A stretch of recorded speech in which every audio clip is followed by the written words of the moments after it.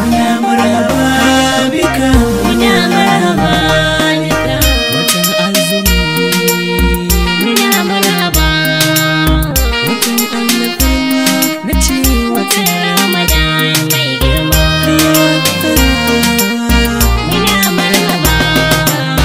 Muna marhaba da zuwan wannan watan Ramadan mai girma.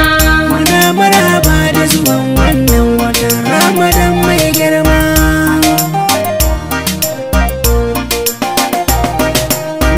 Aya qasim alkhairat rasulallahi gwarzo, aike na Allah jalla ilahu wallahi kazo. Kai ne a farko Allah duk sabon da zai zo. Muna marhaba da zuwan wannan watan Ramadan mai girma.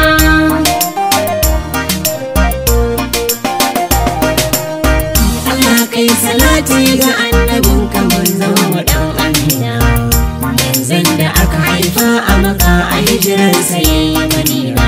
Saboda shi rabi da dan hikima ya zamba yin kuskure ba.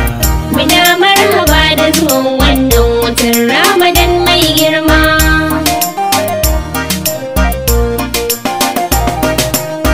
A wannan wata ne Qur'ani ya zo babu shakka, kuma cikinsa ne Allah ke gwanjin rahama duka. Ya Allah ka samu cikin yantattun bayan kamuma.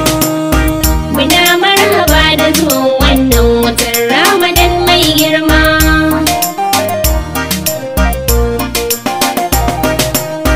Watan Ramadan wata ne na neman gafarar al'umma, a cikinsa ne muke samun yanci yayo alfarma. Mu yi azumi mu yi kiyami a cikin wata mai girma. Muna marhaba da zuwan wannan watan Ramadan mai girma.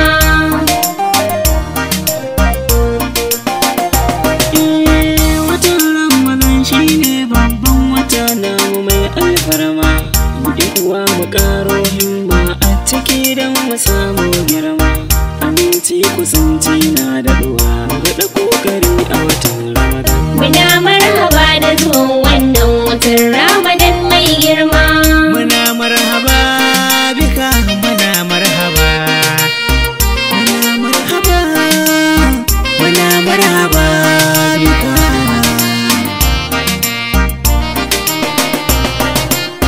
Muna marhaba da zuwan wannan watan Ramadan mai girma.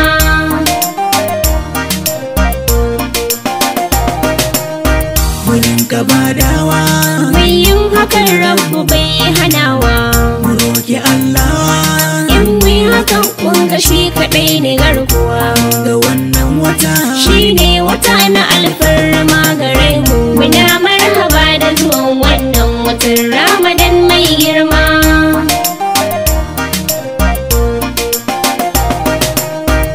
Allah ka samu dace da lailatul qadarin nan muwa, sannan ka sama yantattun bayi mu samu salama. Saddauna ne yake muku maraba da watan alfarma. Muna marhaba da zuwan wannan watan Ramadan mai girma.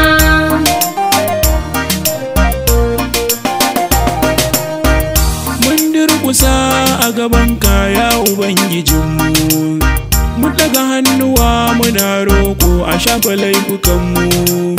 Ya ilahu ne ya habibullahi ali amin alfarma. Muna marhaba da zuwan wannan watan Ramadan mai girma.